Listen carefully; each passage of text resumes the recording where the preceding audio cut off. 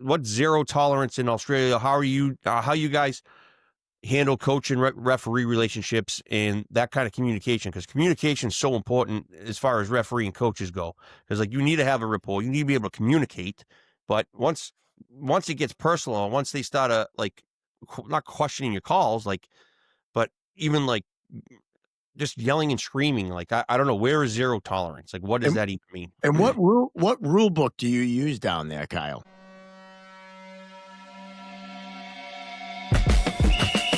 I believe that is a zebra on the ice, Bill. How did he get on the ice? That's amazing. Trip. They still can't get him off the ice. This is crazy. Here comes all the zebras. It's a zoo out there. You can't do that. Doesn't matter. Get in the box. Welcome everyone to Chirping. Maybe we'll all embrace the zebra side. You're looking so impressed there, Angry Gino. Gino's coming out. That's Dude, exactly. I swear to God, today was horrible.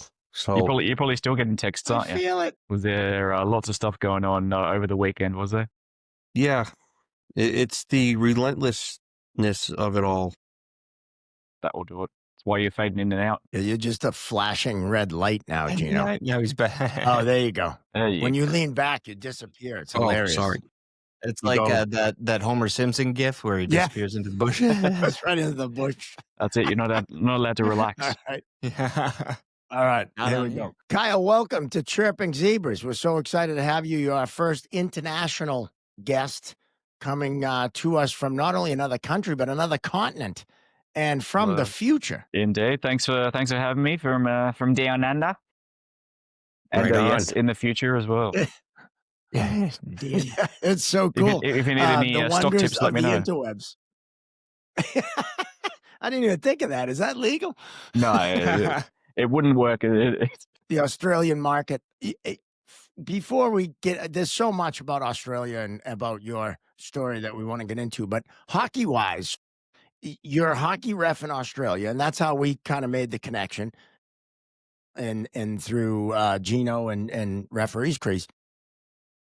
How did you find that over there? Because there's so many other sports that seem to be more in the mainstream over there than hockey. Yeah, it's gone back many years. Back, obviously, I'm sure plenty of people have said that that Mighty Ducks was probably their first introduction. I do remember seeing Mighty Ducks, but I think probably my first real recollection was on a station over here called SBS. They used to have a show on called NHL Power Week.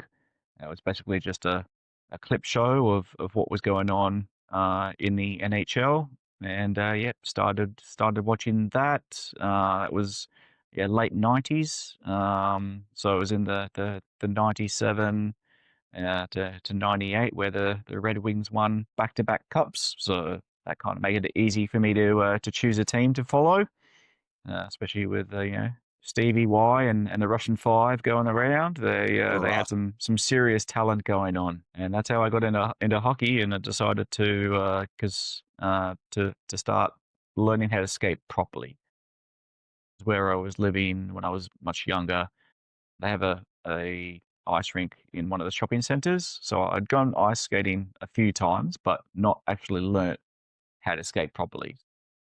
I wasn't one of those people that was clinging on the side of the rink, luckily, but I didn't know how to skate properly, let's say. So yeah, after that, I started going down on the train after school to go down to the learn to skate and learn to play programs down at the rink down there. So that took about a 2-hour train ride to get down there, and then on the bus as well. So it was pretty concerted effort, but it's definitely served me well over these many years. And Now, then is there a lot of getting rinks into down there?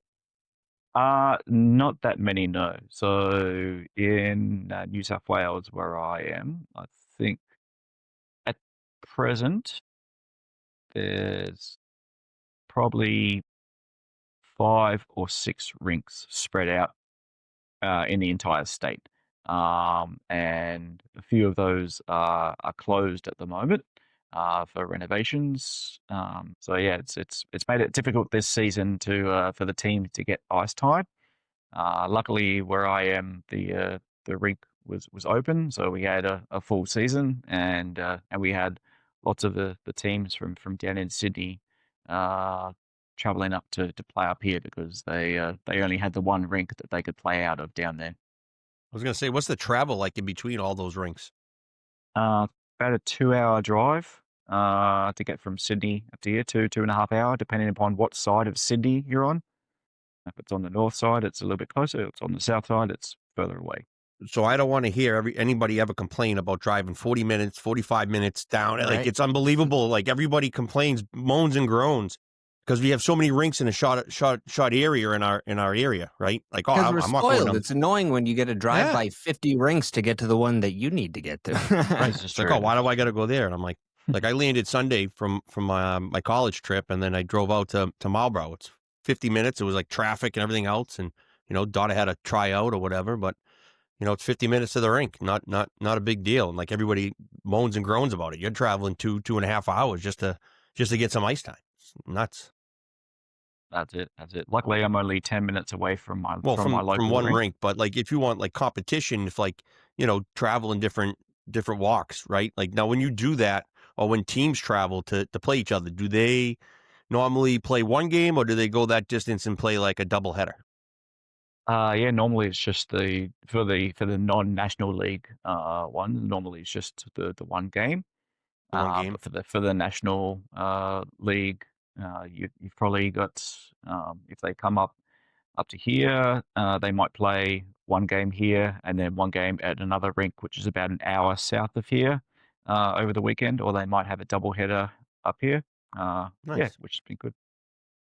Yeah, like when we play teams from Maine, and like Maine's like 2 hours. It's like whatever, 2.5, and they'll come down to us, and they'll play double headers. Or if we go to Connecticut, same thing, right? They'll play 2 games in one day, and then they'll do it again against another team, and then they'll go home. They'll have their 4 games, and then they'll probably have like a weekend off, and then when teams go up, they'll play them double headers. So, Yeah, makes sense. There's both a men's and women's professional league in Australia, right? So it's not professional. It's probably semi-professional. We do have Okay. imports that come out and get assistance with like a place to stay and a car, and they'll get set up with a job to have some money outside of hockey as well. So yeah, and then some imports come out. They love it here, and then they decide to play. So over in Perth, we've got Ben Bro, who's been playing there for quite a few years. He was actually drafted in the first round of the NHL draft. I can't remember what team he was drafted for, but yeah, I'm not sure if he ever actually ended up playing a game in the NHL or if he just floated around the lower leagues in the States and Europe. But then he eventually made his way out here and must have loved it because he's stayed. So yeah, it's been pretty good. I know you guys have a national team so I played at Curry, and we did a trip my sophomore year where we went to Australia. I didn't go. It's the one thing that I wish I had done back in my past. But we went over and played the Australian national team, couple games over there. We actually, I think, practiced in Hawaii at a rink in Hawaii on the way over. But that international team competes. It's obviously better now. This was back in 1989, I think, or somewhere around there. But that's something that I don't think a lot of people realize. Like, you hear Australia and you think hockey is not the first sport, but you guys are international. Yeah, we've got teams in all of the IIHF divisions. So I think the men's team is in Division 2A at the moment. They'll be playing this year in the new format that the IIHF is bringing out, where they're going to have two groups for that division that play against the other group, and then cumulative score decides who gets into the finals and who gets into relegation rounds. Got women's women's seniors, women's under 18s, and we got the men's seniors, men's under 21s, and men's under 18s as well. Nice. Now, as far as the youth hockey is concerned over there, obviously it must be a growing sport. And is it something that you've seen that growth since you kind of got involved? I mean, like over here, it's stupid. I mean, right? We got Rinks popping up everywhere. Like down south, there's a big, huge boom. Like there's big rinks going up everywhere down like Washington down below. Yeah, because right? they It's keep just- winning the cup. They need more rinks. Well, yeah. I mean, Florida. Look at Florida, right? But yeah, Yeah. it's there's rinks like everywhere you turn. Like I'm like no joke. In a probably 10-mile radius, there's probably how many sheets you got? Lovell with 3, Hingham with 2, Bavis is right here, Rockland's right here, their academy, and you got the Weymouth rink. You got Braintree's going to put a rink in eventually if they ever get their act together. Quincy's got a couple. Yeah, Quincy's got like the Shea rink. Quincy, right? It's unbelievable, right? Yeah, we're just talking like just so That's a 10, 15-mile radius. Yeah, not everyone might know what we're talking about. We're south of Boston, about 11 miles, and we're talking within a 3 or 4 town area, and that's not that big. I mean, and there's probably still a few that we didn't even think about, like Milton Academy has a rink, Randolph has a rink. Yeah, I was just saying, Zapoussis, I can't believe that rink's still standing. No, it should have been condemned back in probably the 80s, but it's still going. And there's still not enough ice. There's so many teams, and like we talk about the girls programs, like those are popping up everywhere, right? Every division might on up have 2-3 teams. It's insane. So what's that like down there? Obviously, the lack of rinks limits growth, but there's definitely lots of people that are keen to get in. Where I'm at, we have an in-house league that doesn't travel. We just play at the one rink, and they've got like a learn to skate, learn to play program, and they're basically busting at the seams. So they've included so each division had like a 4-team division. They've increased it to 5 teams in the bottom and second bottom divisions. So yeah, really the thing restricting growth over here is the availability of facilities, especially as I said, with the rinks down in Sydney that were closed for renovation during this last season.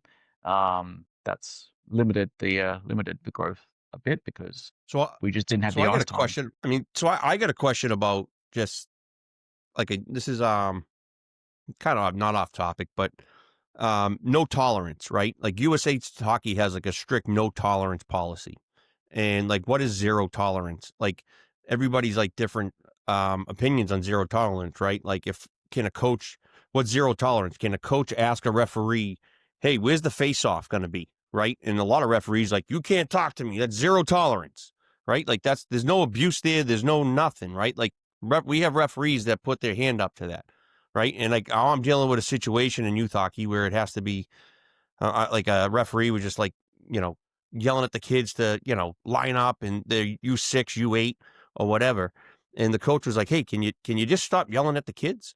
And like the referee was like, no, I'm not going to listen to you. Blah, blah, blah. See you later. Tosses him. And I'll tell you who it was off the air. But it was just like, well, what's zero tolerance, right? Like he's like, oh, that's zero tolerance. I'm like, what the fuck's zero tolerance? Sorry, I already swore. Like we're good. We're well into it. Yeah, I'm we're so in 14 minutes now. I'm so fed up with how referees, we shoot ourselves in the foot, right? But also so does the rules dictate it, right? So our rules are real strict and people can interpret things a lot different. So like what's zero tolerance in general? We can even talk about that. Or what's zero tolerance in Australia? How you guys handle coach and referee relationships and that kind of communication, because communication is so important as far as referee and coaches go, because like you need to have a rapport, you need to be able to communicate, but once it gets personal, once they start like not questioning your calls, like, but even like just yelling and screaming, like I don't know, where is zero tolerance? Like what does that even mean? And what rule book do you use down there, Kyle? So we're utilizing the International Ice Hockey Federation rulebook. So I'm glad that we only have the one rulebook we need to go off. Unlike you folks over there that have Right. the US rulebook, the NCAA rulebook, and all other ones. But yeah, basically we just go from there. And like as you talk about on the Monday night quarterback meetings, it's all about getting reps in, getting comfortable talking with people, and actually talking with them, not getting into a shouting match with them. But if the coach or the players do elevate up to that level, it's all about progressing through the steps in the rule book. So don't kick them out straight away. If they're shouting, give them a 2-minute unsportsmanlike first up, and then progress from there. It's not hard, but sometimes us as referees we make it hard for ourselves. Absolutely. So And what's like the other thing, I just want our audience to know too, right? Because this actually happens, and this stuff goes on day in and day out in our games. Like when you kick a coach out of a game, like they don't have to leave the building, right? You kick them out, like you start the game back up. We're not waiting for that coach to leave, unless if he's behind the glass, yelling and screaming and still going and threatening and all that kind of stuff. Then you call the cops, right? And then you get them out of there. But if you kick a coach out, let them leave. Like just go and then get on within the frame of what's going on. Get back in the glass and don't worry about what's outside the glass. And then you can figure it out from there. But it's like, let's not make things more difficult for ourselves. Let's play what Vino dealt with all day today. Yeah, there you go. I was All thinking weekend. there was zero tolerance because everyone always says like Australia was founded by criminals that were sent there, and then so they're already the penalty box of the world. They're starting in the penalty box. That's a good point. There you go. That's it. Like, what's a chirp like in Australia? And I know I got to bring this up because Australia is one of those countries that a certain word that is not accepted in the United States is accepted there and pretty much all around the world. All right. And I'll put a disclaimer in right now. If you don't like the C word, you might want to not listen for the next minute or two. Because I worked with a girl from Australia and she said, like, you guys use that as a like a term of endearment. She used to say, "Oh, I'd walk into my house. My mom would say, 'Cheers, you cunt.'" Like, what's a chirp like over there? Because if we hear that over here, our coach is probably gonna get gonna canceled for benched, this right now. right? Well, But you do get they ever canceled. go like, hey, Stripes, you cunt, get over here. You know what I mean? It's like I the bloke, whatever. Like yeah. Yeah, because of experience here, and like because we don't get enough experience. I haven't really come across many great chirps. Like it's I think it comes with experience of playing the game longer, and getting out there and just trying to get under people's skin. It it develops from there. But yeah, I haven't really heard all that many good chirps over here, unfortunately. It's a shame that you can't use that word in your country. Right. It's just a word. I don't People are understand. so sensitive these days, man. Yeah. No. I'm really surprised to hear that because I feel like Australians are very good at shit talking and they're hilarious and they like. I would Yeah, maybe it's just another Saturday for them. Yeah. That's it. That's it. Well, the majority of the games that I do are like the in-house, because it's usually on the weekends where we actually have rep hockey, and that season's finished now. And I think everyone just wants to go out and have fun in-house. It's not too competitive. There are certain people that play as if they're playing for sheep stations, but it's for the most part it's cordial, which is good. But yeah, I have had obviously people question calls before, and unless it gets personal, I just let it roll off my back. Yeah, it's pretty easy. With the fact that most of our games here are runtime games, if a coach wants to talk about something, I'll tell them that I'll talk to them in between the periods, because otherwise it just takes away from playing time from their players. And they're paying enough money to play. They don't want to be sitting there watching me talk to the coach for 5 minutes. seeing the timer click down. Run time is great. We love run time. We don't get it enough up here. Now, as far as so what is it? You brought up cost, right? They're paying a lot, you know. Um, from and just to kind of give an idea of people, most of our listeners and watchers are in North America. But I know we have one in Australia. That would be you. But what's the cost like down there for hockey? Is it because up here? I mean, Gino, you can talk to this more than I can because my kids are all older. But an average kid is probably paying 10 grand, 12 grand to play now. That's probably average. Depending on if where. if you're playing club, yeah. Yes, because it's. I mean, I encompass that with the equipment, all of it, right? Yeah, Like, that's what I'm talking about. Everything. Like, how much yeah, is it for a kid in Australia to play hockey? And now you guys obviously use the Australian dollar. Yes. And so what's that compared to, I know the Canadian dollar is worth about half of what the American dollar is because they're Canada. we love Canada though. No offense to my Canadian brethren up there. And we love Canada, but let's Except face it. you offended them at the top because you said he was our first international guest. Well, it's like outside of North America. You know what I mean? Like we had Yeah, Grant, who was overseas. born in Yeah, right. Jamaica, and Ken Hodge was born in England, but they don't live there. They didn't grow up there, and let's face it, if you buy a loaf of Canadian white bread, you're getting half a loaf. Let's be honest. I mean, that's how it works. But for the Australian dollar, what's that? What's the cost down there of hockey? So I think the current exchange for the Australian dollar to the US dollar, we get about 65 cents to your dollar.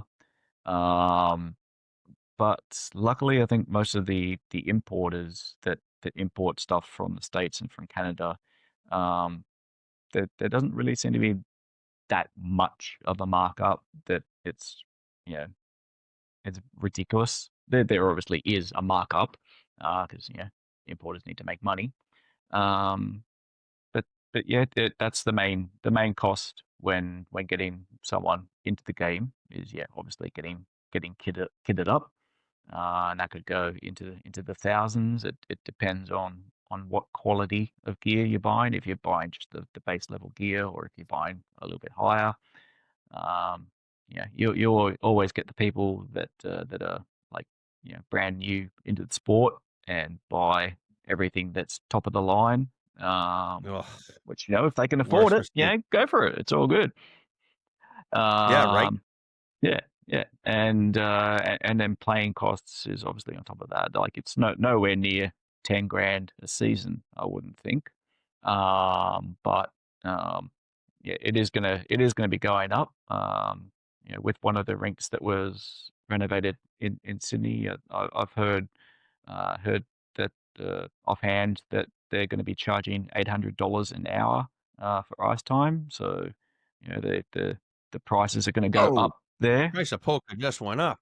Whew. 800. What are we for ice time? Like, I feel like I've rented ice before, and I think they give me a little bit of a discount, but it was like $300, $350.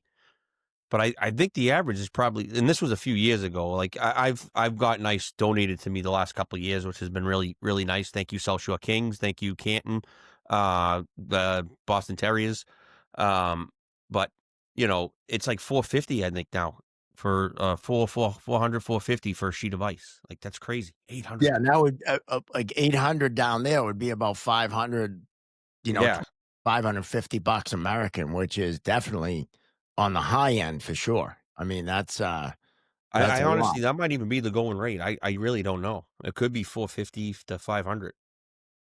That's crazy. That's crazy no matter what continent you're on. I mean, let's be honest. And usually it's not even an hour. It's a 50-minute hour. Yes. Even though not one game I've refed in the last 10 years has lasted 50 minutes. Most of them are longer, but so I like the practices when they don't do the ice in between, so you get that extra 10 minutes. Yeah. No, definitely. Now, as far because why I asked that, like equipment wise, because I want to talk about some other Australian sports, right? Because you guys have things that not a lot of other countries have. I mean, obviously, you have the soccer, you have cricket, which I think is probably the most popular sport down there. But like Australian rules football, which I love, absolutely love watching. Netball, I learned about that and kind of researching you coming on. None of those really have much equipment, right? So to say, not like hockey. Right. And that would add that, added expense for a choice of sports, right? But like, Exactly. talk about some of the other sports down there. I mean, outside of breakdancing, you guys are pretty good at a lot of things, 'Cause we saw what Australia does in breakdancing last Yeah, Olympics. let's not talk about that But one. yeah, Let's not like talk about that one. Australian rules football though is one of my favorite things to watch on It is. ESPN. I mean, they just beat the shit out of each other. They do. They do. Yeah, that's probably one of the. It's. I don't know if I'd say the cricket's the most popular. I'd say it's probably close between the Australian rules and rugby league as to which is the more popular. I don't know. I think probably rugby league TV viewer wise, whereas AFL tends to get more people to actually go out and watch it live. And yeah, as you said, that's the thing that we come up against with ice hockey is, you can you can buy a kid a football and they can go out and kick it around and play, or you can try to get them a set of skates and all the protective gear, and then they need to go and try and find a rink. There's definitely many more football fields than there is ice rinks in Australia. So yeah, that's definitely something that we come up across as a challenge to get new people into the sport. Australians seem to me with those sports like rugby with Australian rules, you guys are like tough. I mean, aside from the fact that, you have fucking animals that could kill you walking around like scorpions and shit. Like you guys have things that we don't have here. And it just seems like you're a tougher people. I don't know.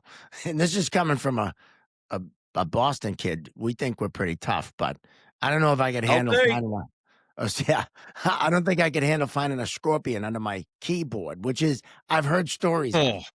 Be interesting. Well, we'll see what happens when you come out to Australia for your comedy tour, and it'll be the Sack Tapper Kangaroo tour. That's right. I'm gonna sack tap a kangaroo. That thing will beat the shit out of you. I know that one, and that's a tough one. Moose at least are up high. You can sneak up, but the kangaroo, that's gonna be a funny. challenge. I love Here's it your though. new T-shirt. Yeah, sack tap a kangaroo, sack tap a roo. I love it. We're definitely taking this on the road, though. Australia is one of those places, and this is why I kind of regret not going back in the day. It's one of those places in the world that I've always wanted to go to.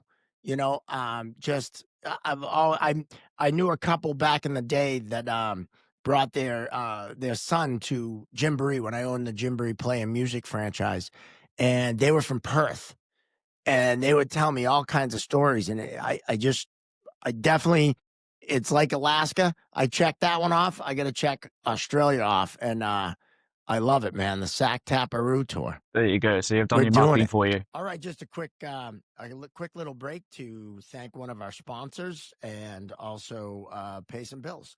And it's for Townsend Hockey. At Townsend Hockey, they don't just build great hockey players; they build great people with discipline, respect, leadership on and off the ice. They train character, they grow confidence, and they inspire a lifelong love of the game. Because at Townsend Hockey, it's not just about the scoreboard, it's about who you become. They build teammates, leaders, young people with heart, grit, and integrity because they know that the lessons learned on the ice, discipline, respect, resilience, are the same ones that shape strong character for life. At Townsend Hockey, they don't just develop great hockey players, they develop great people.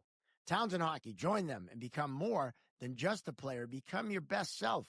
Townsend Hockey, practice until you get it right. Practice until you can't get it wrong. Find out more information at townsendhockey.com. Now, And actually, it's funny because you're opposite of where we are as far as seasons, right? Like when it's winter here, it's summer there.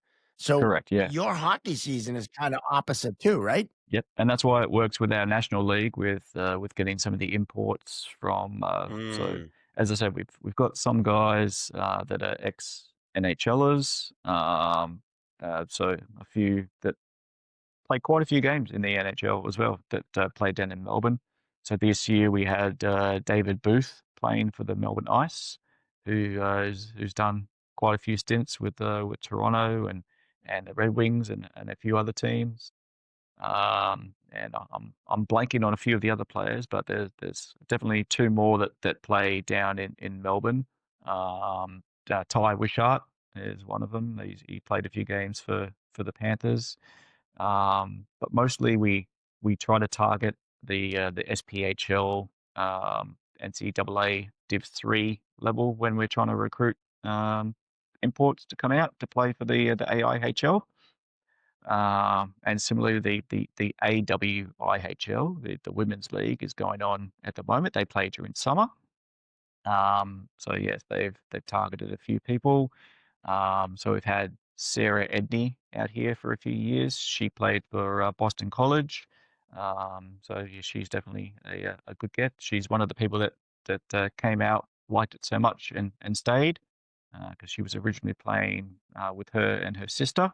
I believe her sister went back to the States, but Sarah stayed.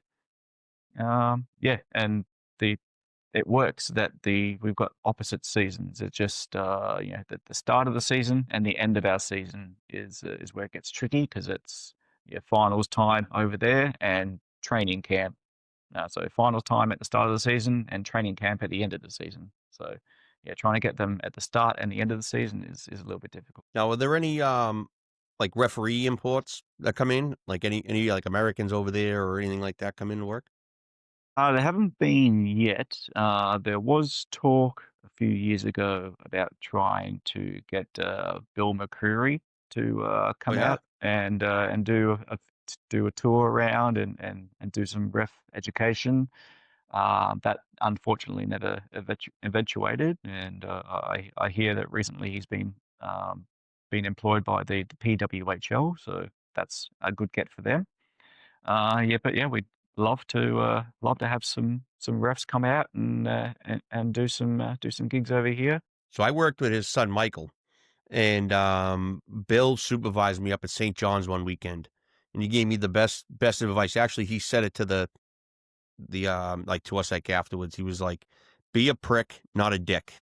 You know, like lay the hammer. Don't like, but don't be an asshole, right? Like don't put yourself in a situation where like you look like a dick, right? Like don't be an asshole, right? But you have to be a prick, meaning you have to call that tough penalty in that tough situation, or you need to make a tough decision and stick by it, or somebody's melting off to you, like don't give it back to them, run them, right? Like, or maybe you can get away with saying something back, and then next time you just lay the hammer, right? And it was like I love that saying.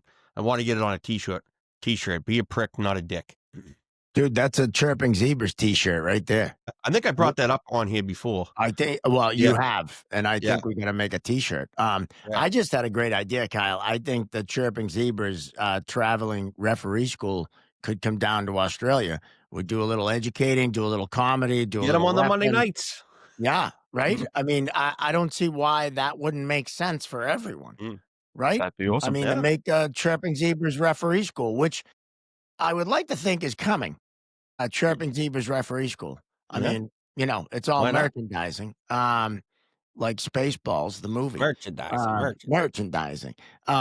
But that would be kind of cool to come down and work with some of those refs because I'm sure, like, it's how many refs do you have down there? Like, we have, obviously we talk about it a lot with the ref shortage, and that's pretty much any sport, right? Right now, anyway, in the States. But what's the referee situation down there as far as hockey and other sports? Do they have that same kind of problem down there? Obviously, referee retention is difficult everywhere if you're getting yelled at and you're not used to it. I think it's more difficult when you're starting out, obviously. as I said, if a player is yelling at me for a call that I've made, I'm pretty easygoing as long as it doesn't get personal. Other people not so much. I'm not entirely sure what the actual numbers are for how many officials we have. It would probably be in the hundreds, not in the thousands, like what you folks have over there. Population differences is a little bit different. 300 and something million to 20 something million down here, and just the number of ice rinks definitely is a contributing factor to that. So it's just so it's just a through what we use what's called esports desk as our registration system. It's a yearly course. Each of the different states runs it usually. They're trying to consolidate it all into a more of an online component, so it's consistent between all of the different states, which I'm all for. And then I think just having an in-person, just like a 1 day for each of the states, just to reiterate certain things and to do some on ice training. But yeah, usually it's I know this year for us it was a 2-day course. So the first day was just classroom stuff. The first half of the second day was still classroom stuff, and then the second half of the second day was on ice. And it's generally just like a generic course for everyone. So it doesn't matter if you're a first time person coming in and doing the course, or if you've been, someone like me that's been refereeing for like 15 years. We're both doing the same course.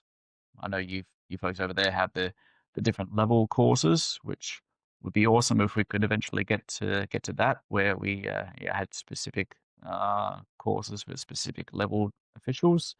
But as it is still a niche sport and we don't have as many referees, it's that's going to take a little while to get up to, I think. I mean, yeah, we have all the different levels and this and that, but they're really just for like your tenure, really. Like your first year, you're level 1. Your second year, you're level 2. You're only supposed to work like X amount of certain games and this and that as a level 1.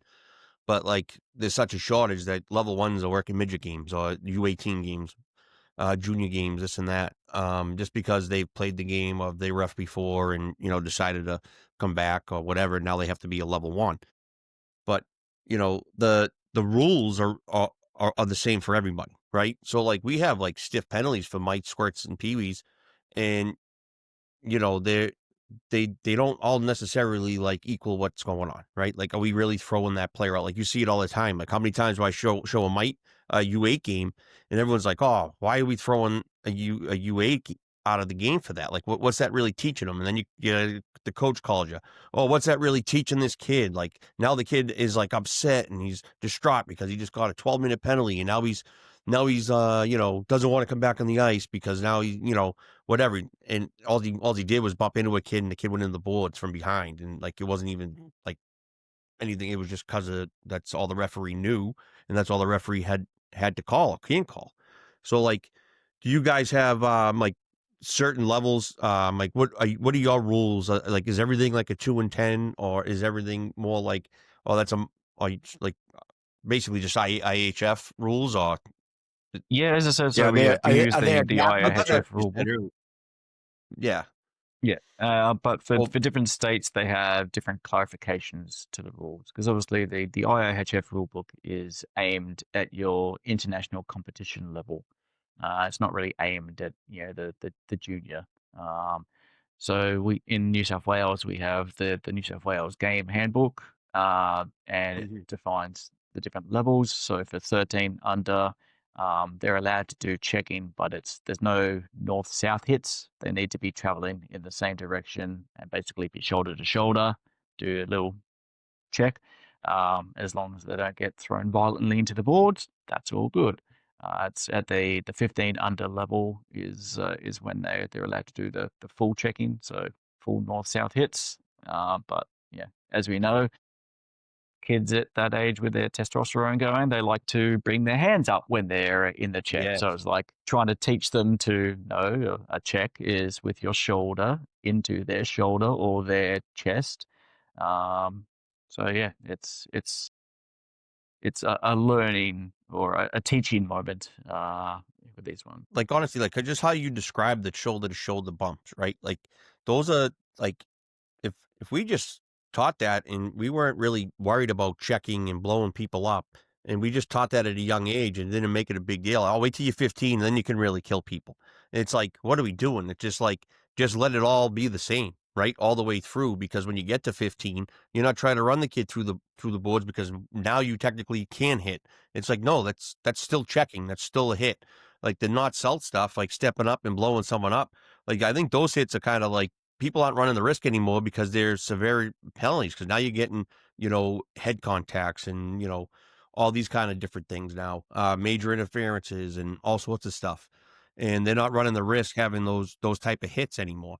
So like, I just think like you guys do it right. Let them check all the way through, because the purpose of a body check is to separate the kid from the puck, not to put him in the third row. And I feel like when they get this 15, 16, like Billy Jaffe talked about it on our last podcast with the, split season midgets. And last night I had the same conversation with two parents saying like, it's the worst. Like, thank God that season's over. They were like, I can't wait for that to be over, because these kids are out there trying to murder each other and put them through, and people are getting hurt, misconducts, and you're dealing with all sorts of issues because of how the rules are written, instead of just letting them check, letting them know how to check properly. So we're not putting our arms and hands up in the air and, trying to put them in the third row. Exactly. More But of it's still a Well, problem in when our did adult they? checking leagues as well. Like because some people didn't play when they were kids. They've started playing later in life, so they never actually learned how to check properly. And yeah, there's each state has but below the national league, they've got their own checking leagues. Usually after you're 18, there's no more checking unless you are playing in those checking leagues. So you get to go to the world of senior hockey, where everything is the NHL playoff, and there are people that go around trying to murder people, and it's like, dude, this is a non-checking league. Let's just settle it down. But yeah, for the people that are in the checking league that haven't learned how to check properly, it can be interesting sometimes. At what age do they start checking over there? At 13 under.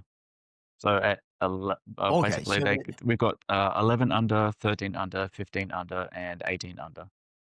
Okay. Yeah, because like when I was a mite, we could, U8, sorry, I keep saying the wrong terms, so whatever. no, those are the right terms. We go old school here. Whatever. I'm sorry. Like, I feel like the police are going to come after me. But it's like, Not for that. That'll be the last thing you get pulled over. They're not going to come after you for that. But it's like, language. but we had, it's just TikTok. yeah, right. I was hitting at Mike at U8, and I remember they were twin brothers, and I stepped right up on one of them and I broke their hand, and broke their arm. I felt horrible, but like we were like 10, like 9 or 10, right? Like you can hit, and it was just like, oh, there's your buddy. Like you gotta go try to kill him, right? And it was just, even at that young age, I mean, now with all the, brain and technology and all that kind of stuff, like what hitting does and concussions do to you. Like I probably had a few concussions during a lot of those games because, I was just trying to kill people. And I think there's a reason why we don't hit at that young age. But if it's taught properly, like with those shoulder to shoulder ones, and not like mine was not salt when I broke the kid's wrist, and it shouldn't, like, those are reckless and dangerous hits. Yeah, there's arguments both ways for when kids should start checking. It doesn't. I mean, if you start in mites or squirts, the kids are basically about the same size, and they learn how to hit when.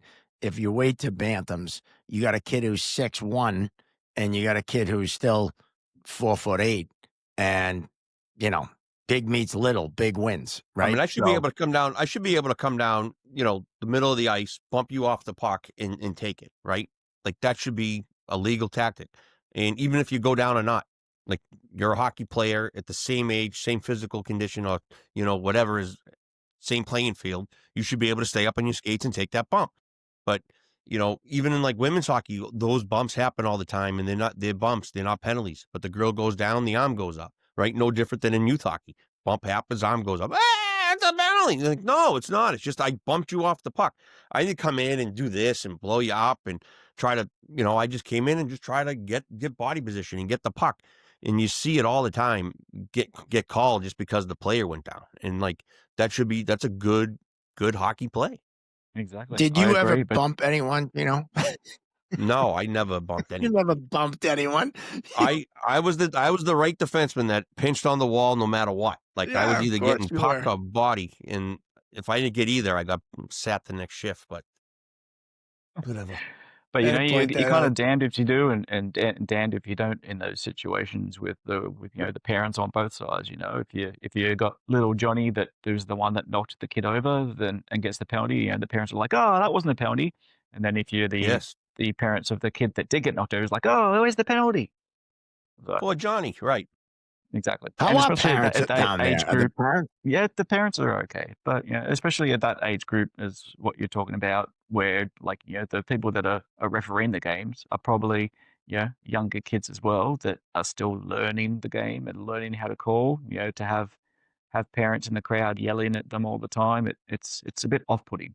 And So I know people here hate. we have each state has different things, but we have a green jersey program. So here in New South Wales, it's if you're under 18, until you get assessed as a competent referee, then you're a green jersey referee, and you can do the lower level games. And if something happens, if a player yells at a green jersey referee, there's a stiffer punishment.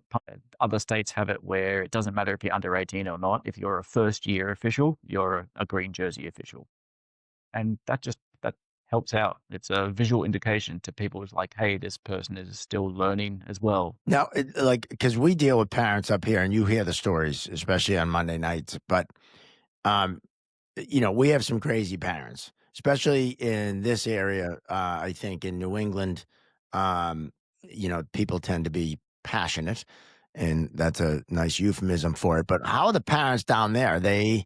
Do you have crazy shit happen down there like we do up here? Sometimes I've heard of fights in the stands and the like. I've never witnessed it myself. And as I said, I'm pretty easygoing, so that most of the noise that happens, I just drown out and concentrate on the game. Because if you let the noise in, then your focus isn't where it's supposed to be. But I'm sure for other less officials that haven't been doing it as long, it probably gets under them, and they get affected by it. But for the most part, I don't think it's too crazy out here, especially in like the rep hockey, so the seniors and the junior levels.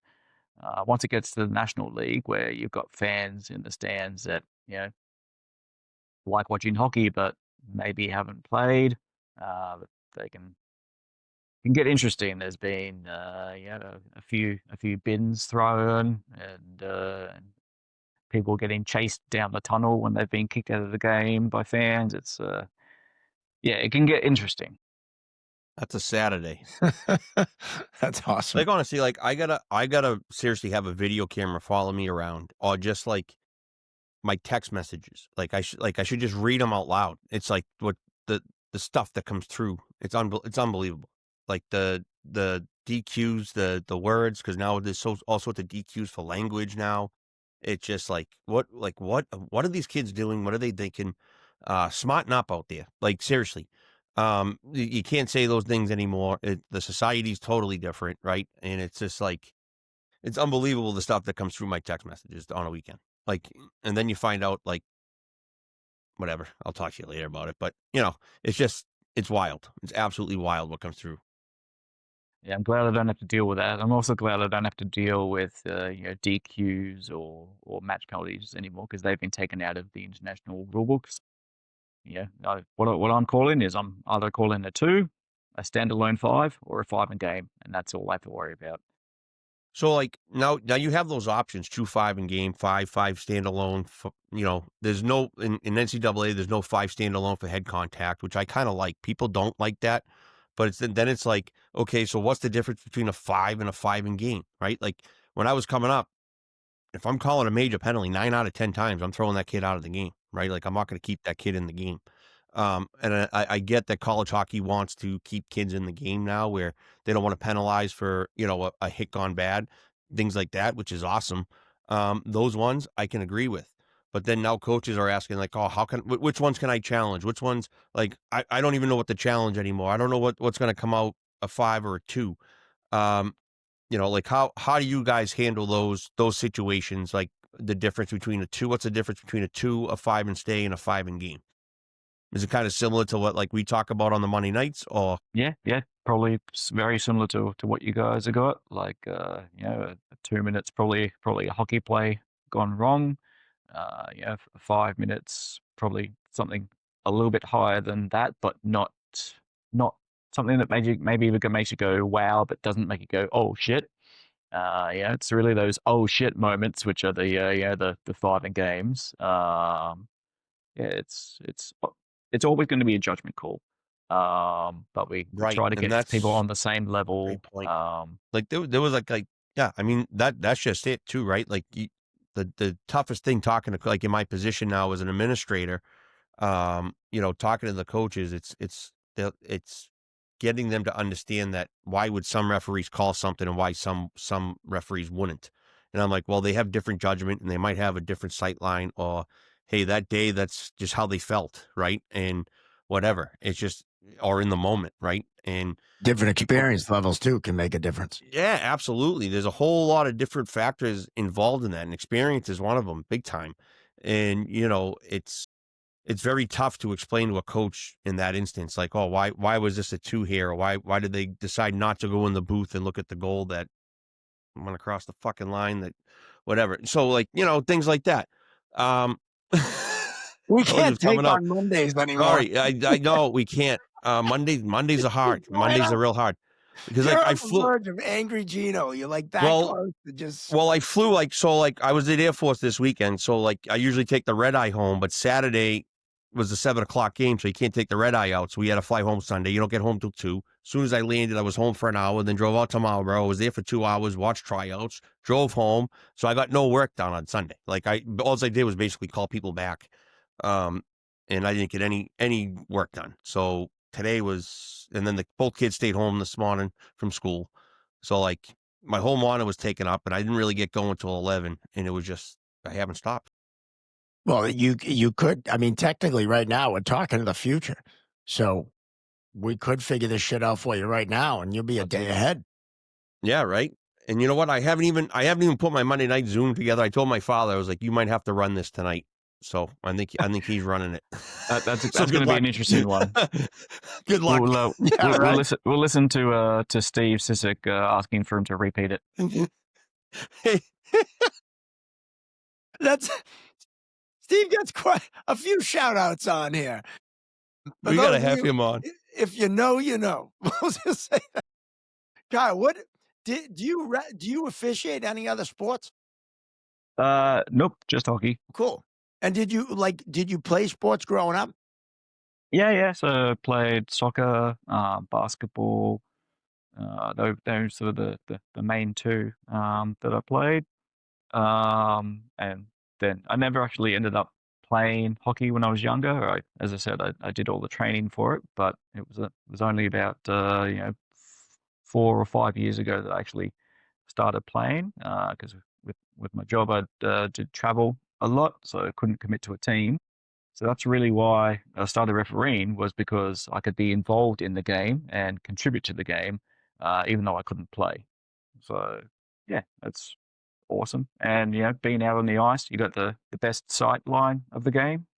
It's basically like getting paid to practice on your skating as well. So it's definitely a bonus. I'll tell you, it's sitting in my position now. Like someone asked me if I miss it, and I do miss it. I might get back in because what I'm watching, it's driving me nuts. No, no. Well, come on down to Australia and help us out. Yeah, right. I might. But it's like I have like a control issue, right? Like you want to control it. No. You know what I mean? Like when you're out, like you just want to be like, and then like now, like I'm answering questions that I'm like, fuck, I wish, yeah, they should have, went in the booth to review that, or they should have did this, or they should have did that, or I wish they did that. And it's just like, man, I would have, but sometimes I had many errors and mistakes and things I wish I did differently. Plenty of times you second guess yourself, right? But you have to make a decision and live with it. And sometimes you guess wrong, or you don't see something, right? Nothing on some things are out of your control sometimes. Video replay. It's a blessing and a curse. That's And what I'm sure I- you're standing on It the is. bench at your daughter's game. You're seeing a lot of things out there as well, and you're Oh yeah. you can try to be the level-headed person on the bench and be like, hey guys, they didn't see it, just they'll get the next one. But Yeah, you right. can also be the opposite end of the spectrum as well. Absolutely. If we play Acid again, we're definitely going to be on the opposite end. You don't spray my daughter. That's it. DraftKings right now has the line on Gino getting tossed as a coach. It's at -150. So it's I came close. He'll pick up Now, the bench seat and can throw it you on the explain- ice. Oh yeah, he's tossing shit for sure. When he snaps, it's going to be awesome. I just hope that the videos are working that day.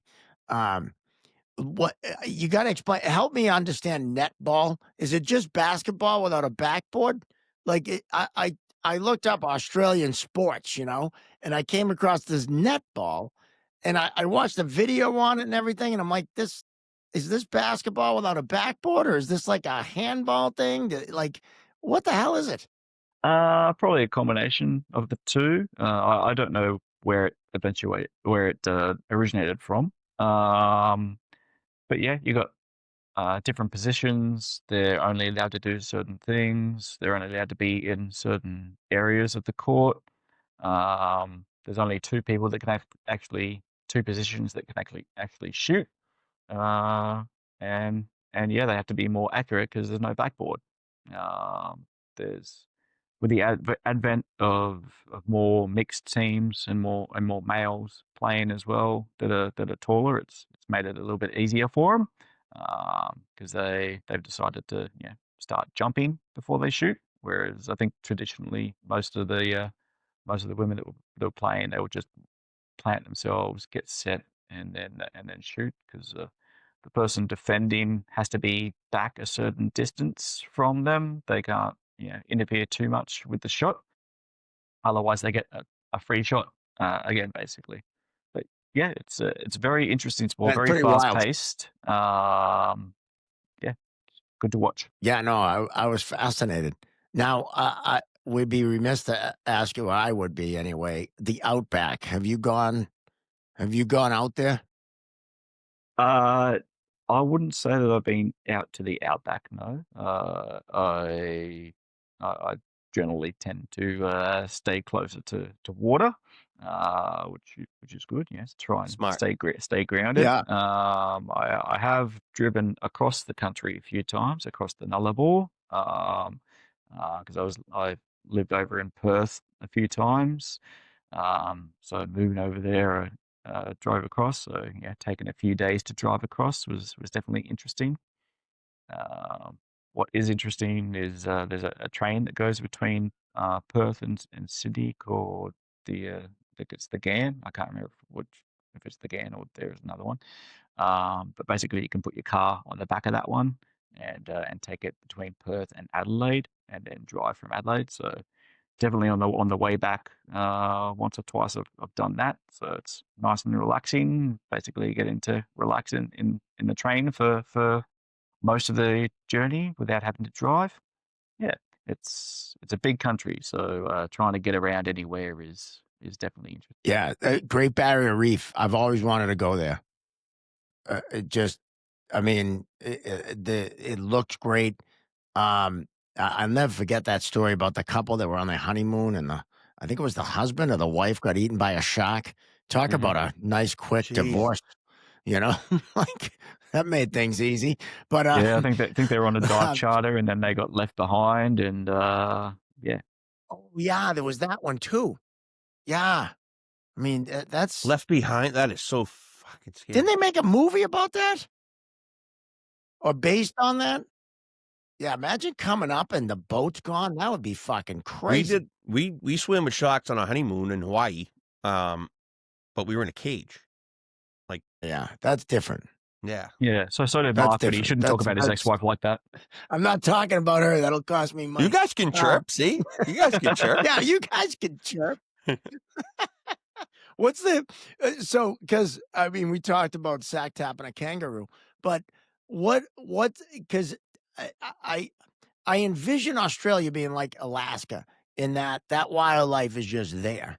You know, like no matter where you go. What's the craziest thing you've seen? Because you guys got some shit down there that can kill you like easy. You know what I mean? Like what's the craziest wildlife you've seen? I feel like walking to the mailbox can kill you in Australia. Yeah, anything can.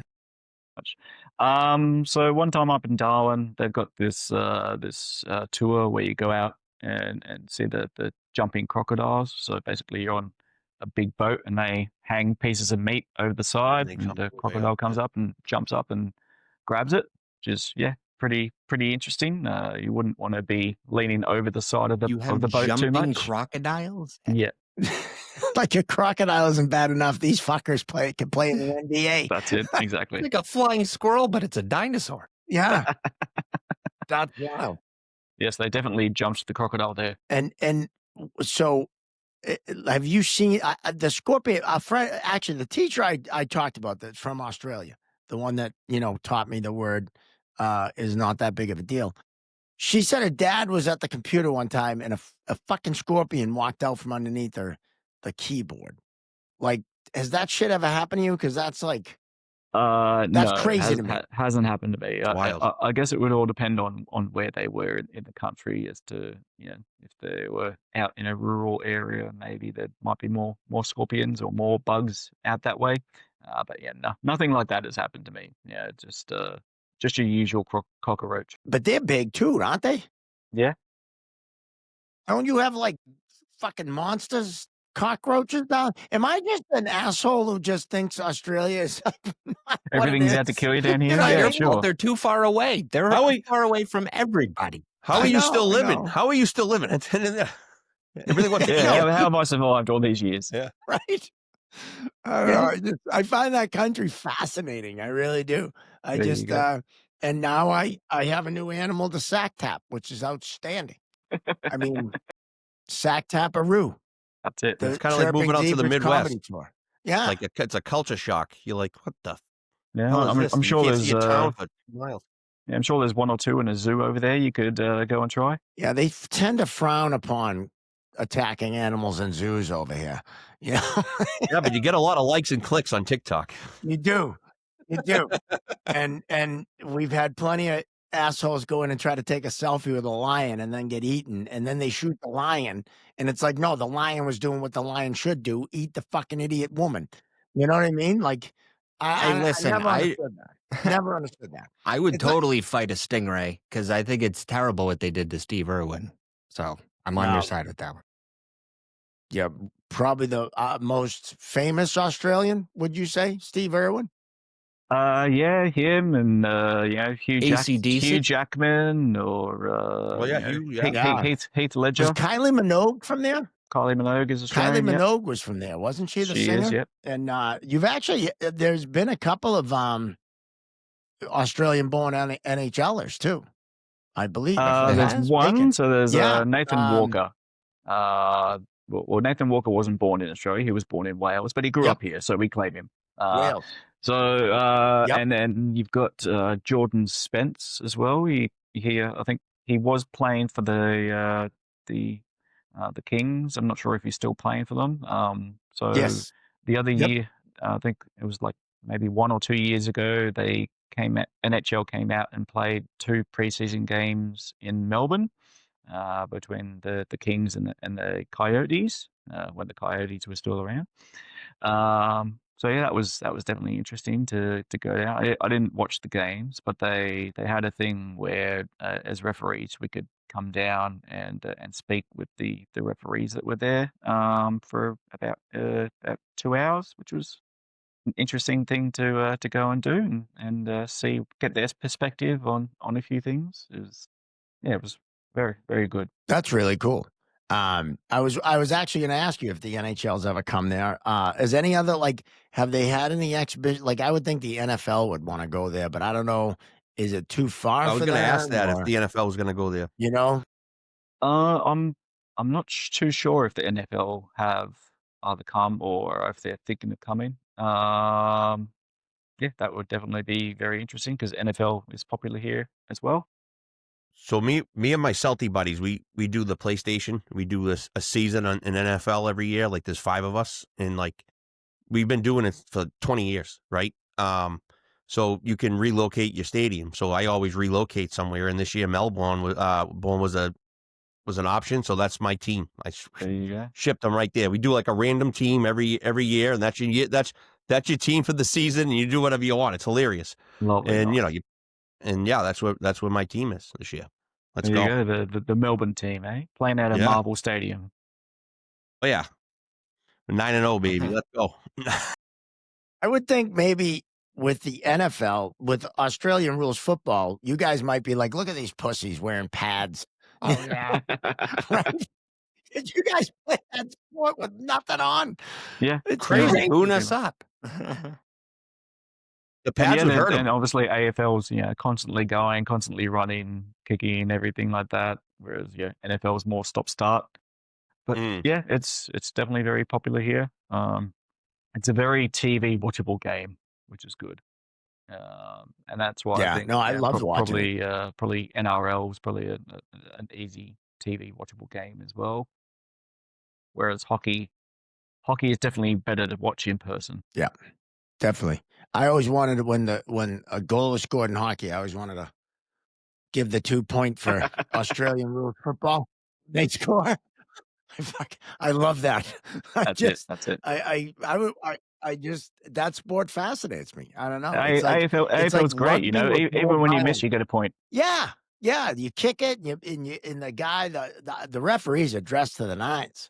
I mean, I love all. And Look shop, feel shop, be shop. that's right, baby. No stripes on those guys, So All that stuff. Like speaking of just random text, you get the text. I got a text Sunday morning.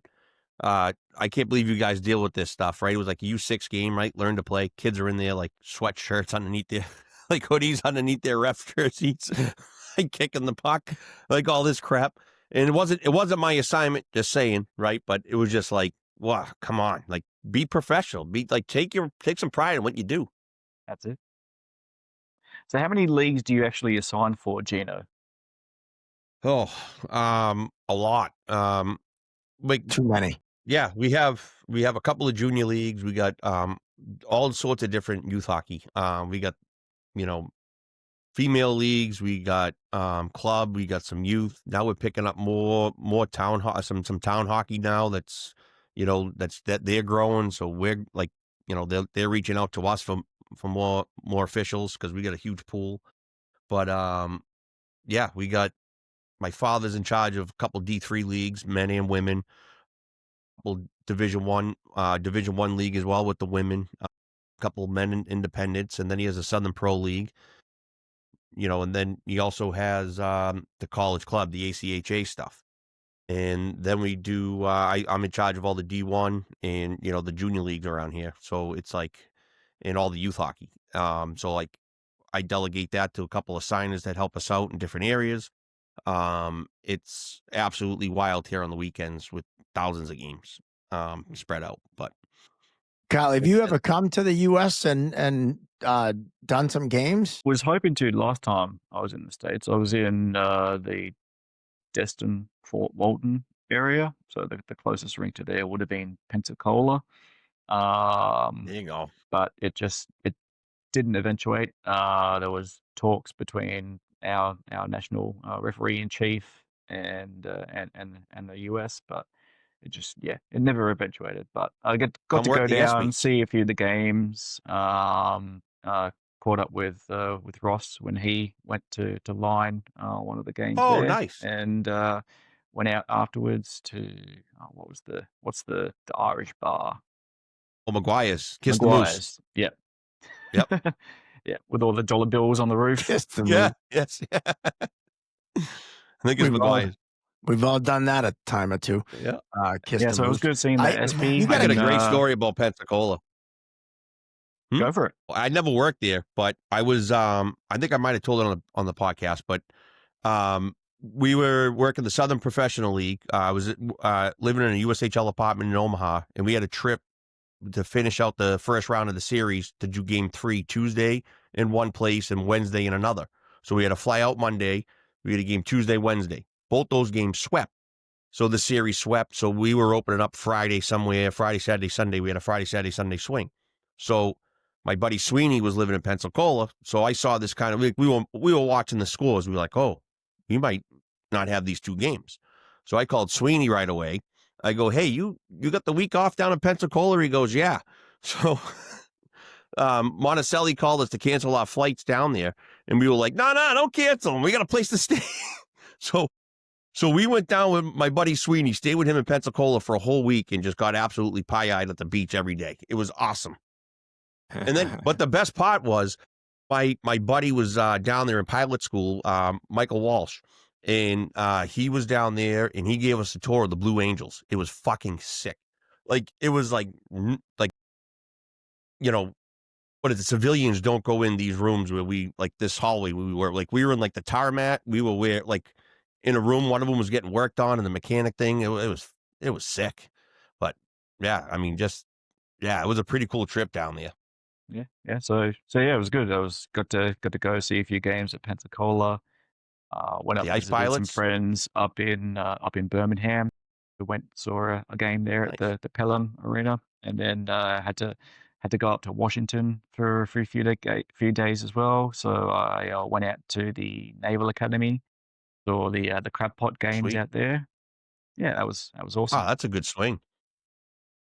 The Very Naval cool. Academy is pretty cool. It is very cool. Yeah, Annapolis is pretty nice. My buddy coached down there, and me and Sweeney, we drove down to training camp to Georgia, and on our way we stopped in Annapolis and had a night. And he gave us he was a baseball coach, and he gave us a tour of all the facilities. We were hitting balls at like 11 at night. The cage, it was sick. One of our former guests, Kevin Miller.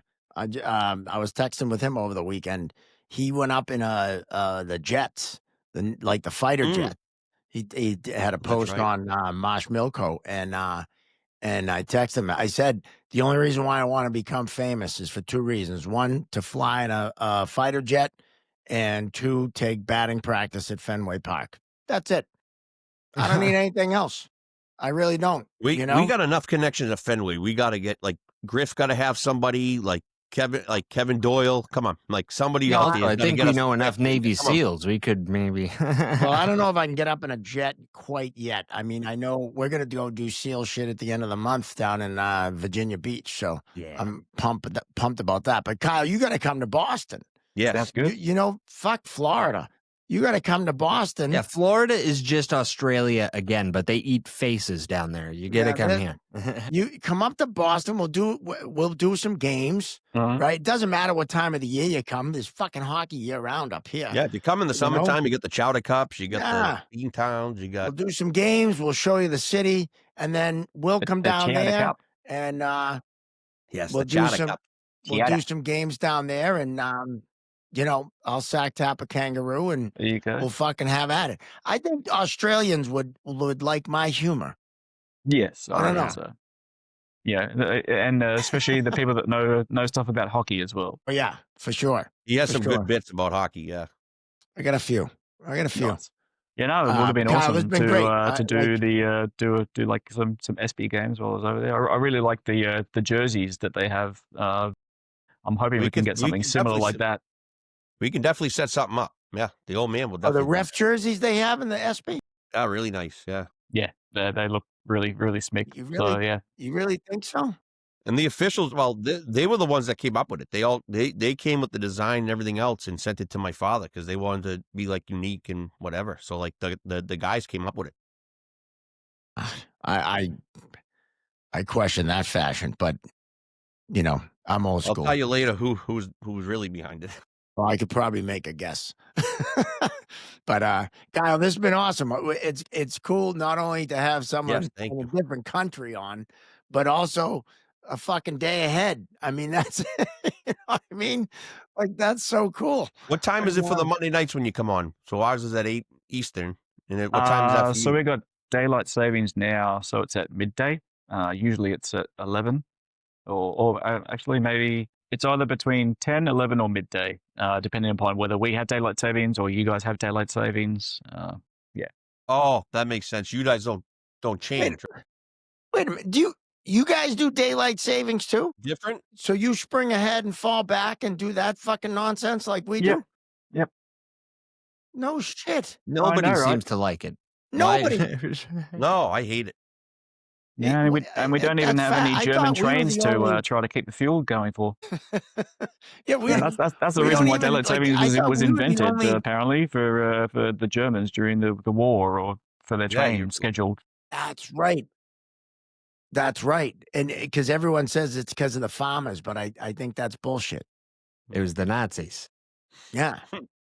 But I honestly thought this is typical American fucking pompous bullshit, but I thought we were the only country that did that stupidity. I didn't know it was a world thing. You know what I mean? Yeah, no, there's a few states It's the here that entire don't do world, it. but Arizona. Yeah, there's a few states that don't do it in ours either. Yeah, Like Phoenix. I Phoenix doesn't change. I learned Indiana. that. Yeah, well, Then- Phoenix doesn't. I learned that the hard way in the Coast League. I left like an hour late for my game, and my roommate was like, "Dude, Phoenix doesn't fucking change, bro. Like, you gotta go." And I'm like, "Holy, that's a 5-hour ride."